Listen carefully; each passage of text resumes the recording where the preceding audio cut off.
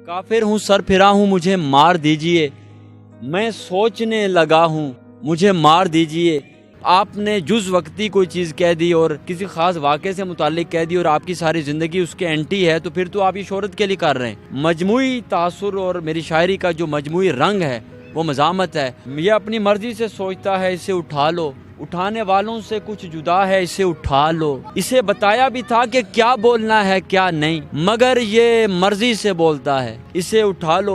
शोहरत एक हादसा है और इसमें आपका कोई कमाल नहीं है। बिस्मिल्लाहिर्रहमानिर्रहीम, अस्सलाम वालेकुम। आप देख रहे हैं कैपिटल टीवी। मैं आपका मेज़बान सफदर अली हूँ। पलट तो आएगा एक रोज़ मेरे पास, मगर वो शख्स मेरे किसी काम का नहीं रहेगा।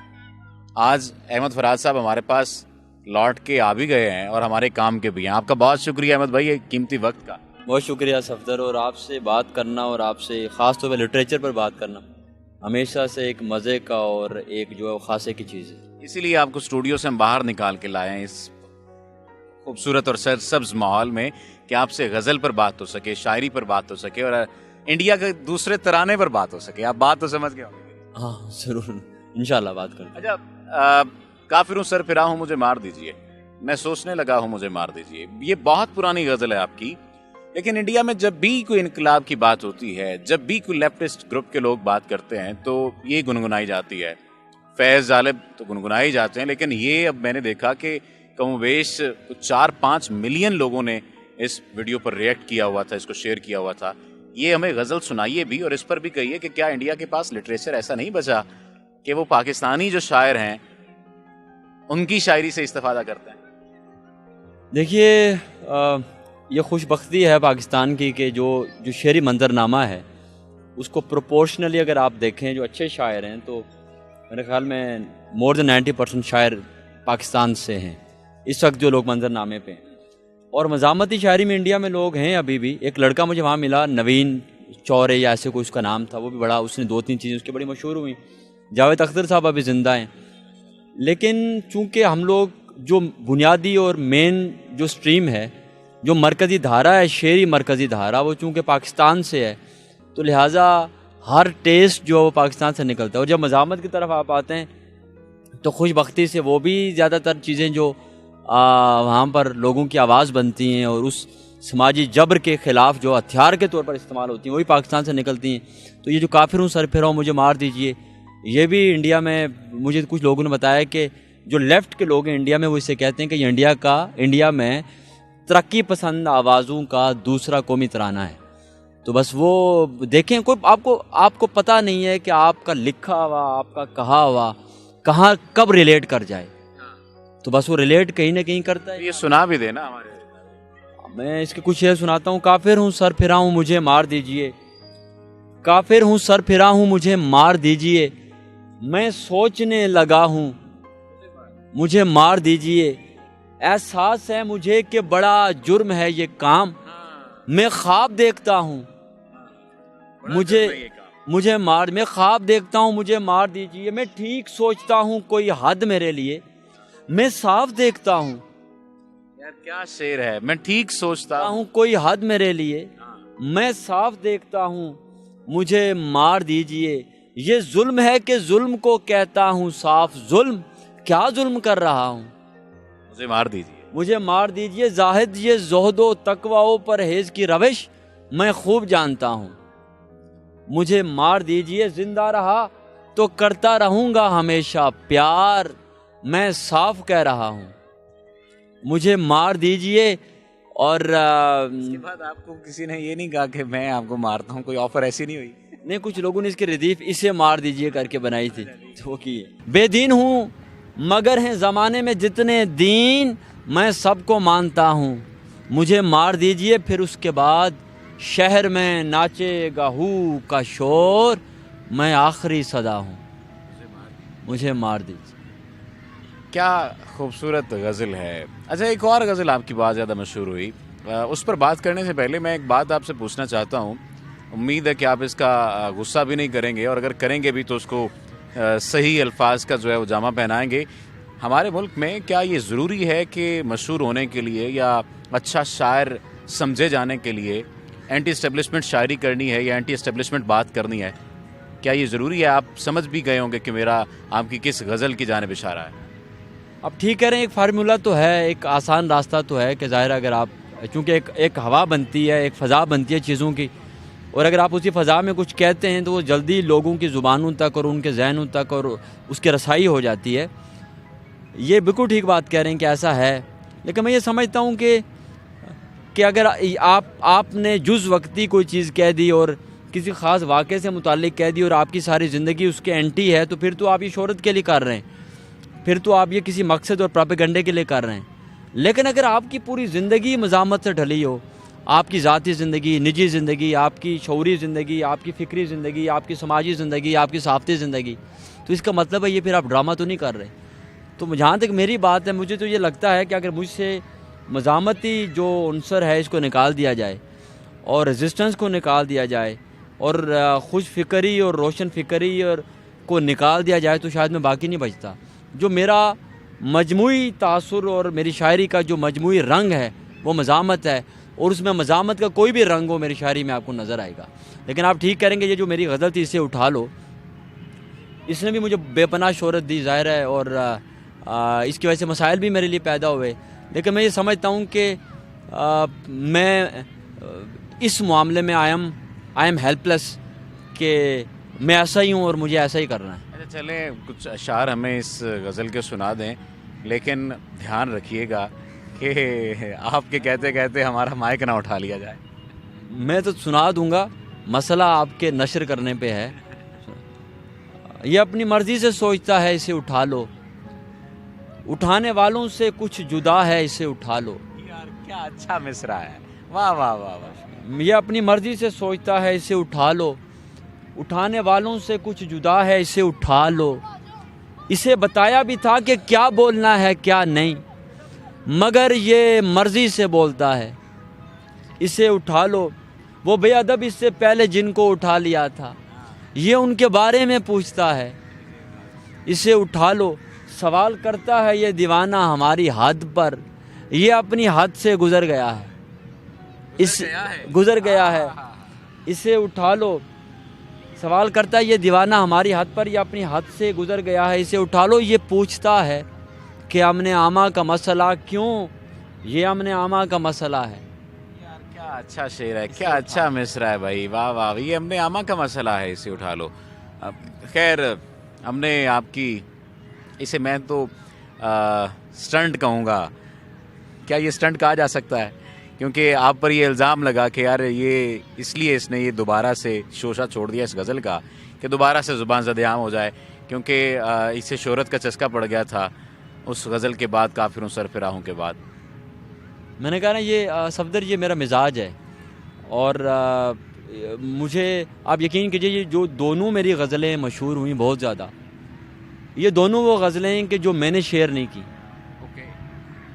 جو پہلی غزل تھی وہ ایک صاحب کو سنائی تو انہوں نے نوٹ کر کے ٹویٹر پر اور فیس بک پہ ڈال دی کوئی 2014 میں، تو اس کے بعد 2-3 دن بعد تو وہ سارے ملک میں ہر جگہ پر تھی. یہ جو غزل ہے، جب یہ ریکارڈ ہو رہا تھا یہ پروگرام، میرے ساتھ ایک شام تھی، تو میں نے خصوصی طور پر یہ گزارش کی کہ آپ ریکارڈنگ نہیں کریں گے اس پروگرام کی. لیکن جب صبح میری آنکھ کھلی تو کسی نے میرے پہلو میں سے چھپ کر اس کو ریکارڈ کیا. اگر آپ وہ ویڈیو بھی دیکھیں تو بالکل ایک خاص اینگل سے بنی ہوئی ہے، اور انہوں نے وہ شیئر کر دی، اور صبح جو تھی وہ it was every where on social media. اچھا، مزاحمتی شاعری بہت ہو گئی، کسی پر اگر وہ کھل بھی گیا ہے تو کتنا کھلا ہے؟ بغیر تعطل کے ہمیں یہ غزل سنائے. میں سناتا ہوں اس کے شعر کچھ کہ تو کیا شوق آنکھوں پہ بے رنگ خوابوں کا عقدہ کھلا ہے، کسی پر وہ کھل بھی گیا ہے تو اے دوست کتنا کھلا ہے. کسی پر وہ کھل بھی گیا ہے تو اے دوست کتنا کھلا ہے. وہ آنکھیں جنہیں میرے رستے سے اٹھنے کی عادت نہیں ہے، وہ آنکھیں جنہیں میرے رستے سے اٹھنے کی عادت نہیں ہے، وہ دروازہ میرے لیے جو ہمیشہ ہمیشہ کھلا ہے. میں ایک ایسی بستی کی آزادیوں پر قصیدے لکھوں گا جہاں پر پرندوں کے پر بند ہیں اور پنجرہ کھلا ہے. جہاں پر پرندوں کے پر بند ہیں اور پنجرہ کھلا ہے.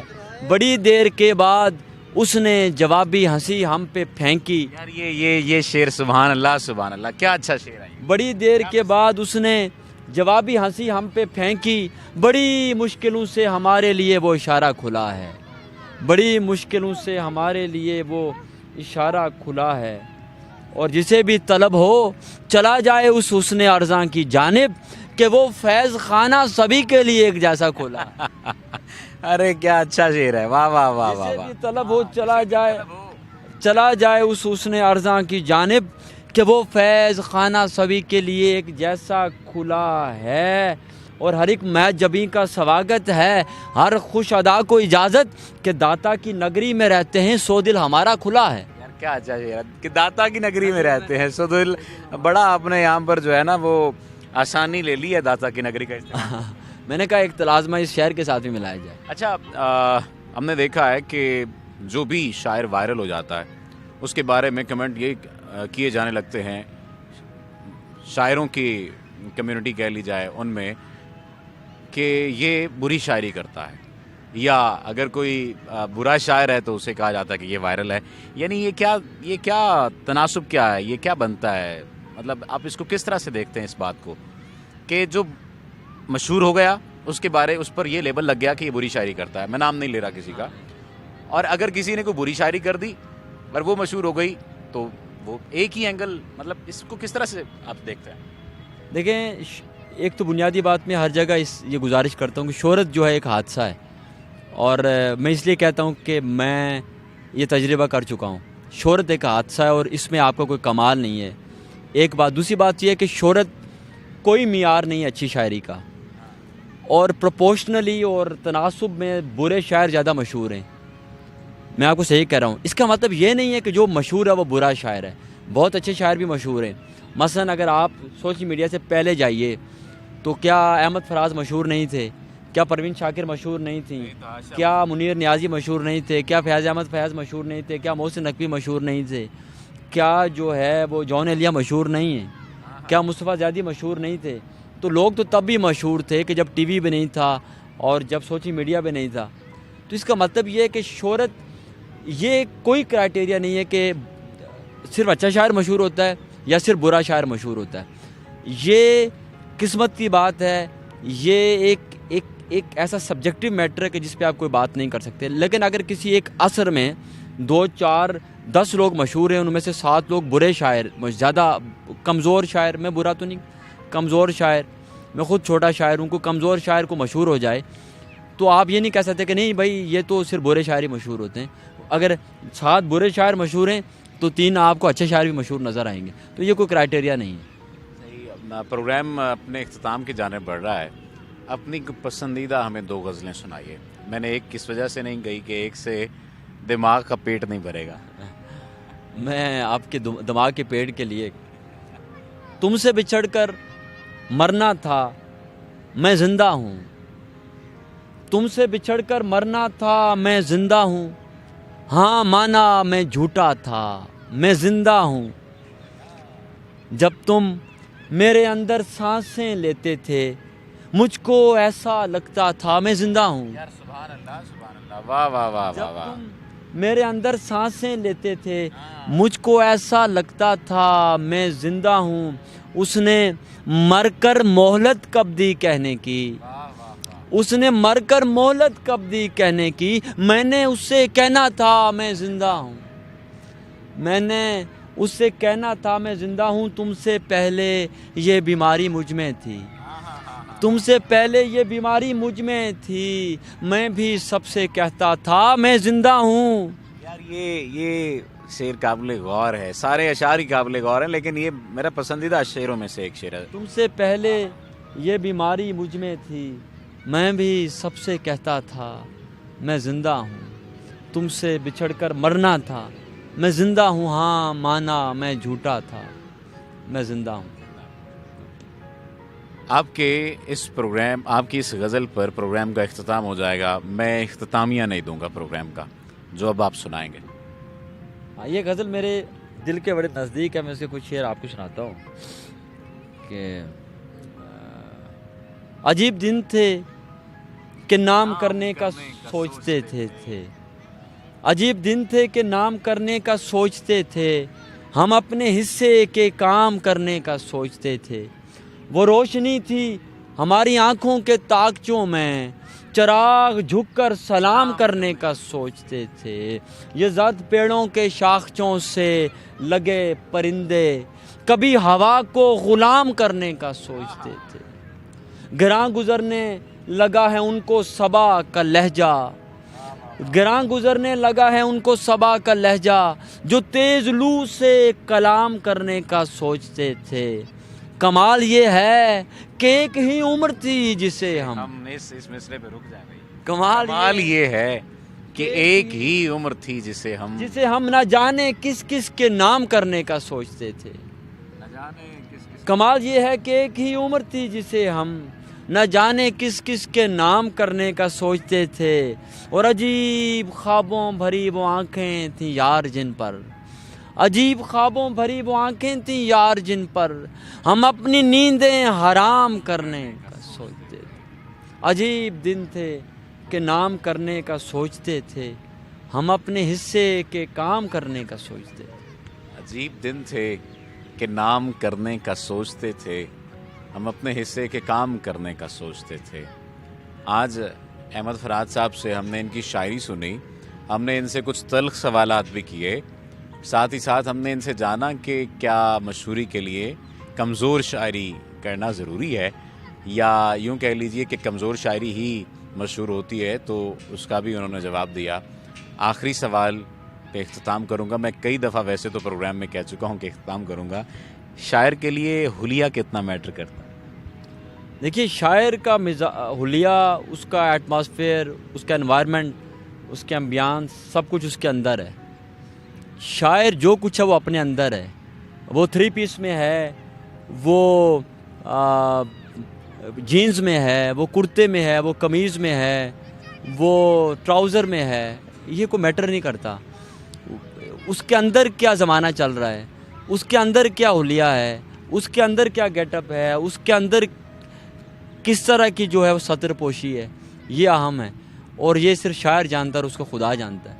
میں اسی وجہ سے، کیونکہ میں تو آج چادر بھی ایسی اوڑھ کر آیا جس میں مختلف شاعروں اور شاعرات کے نام لکھے تھے، تو میں نے کہا کہ چلے میں کچھ نقل کر لوں. آج تو آپ سارا اردو ادب اوڑھ کے بیٹھے ہوئے ہیں، لیکن آپ دیکھیے، آپ کے بارے میں یہ بات کہوں گا کہ دیکھیے کچھ لوگ مزاج کے شاعر ہوتے ہیں، ان میں صرف ایک کام کی کمی ہوتی ہے کہ وہ شعر مصرع موضوع نہیں کرتے، لیکن ان کو اوڑھنا بچھونا ادب ہے. اور you are one of those very few people کہ جو شعر میں اور ادب میں اور لفظ میں سانس لیتے ہیں، اسی کو اوڑھنا بچھونا بناتے ہیں اور اسی ایٹماسفیئر میں رہتے ہیں. آپ سمجھ لیجئے کہ آپ شاعروں کے ہمزاد ہیں. یہ بہت شکریہ آپ کا، آپ کی محبت کا. اللہ تعالیٰ آپ کو سلامت رکھے. اپنے میزبان کو دیجیے اجازت. آپ سے پھر ملاقات ہوگی ایک نئے پروگرام، ایک نئے موضوع، ایک نئی شخصیت کے ساتھ. اللہ نے کے پان.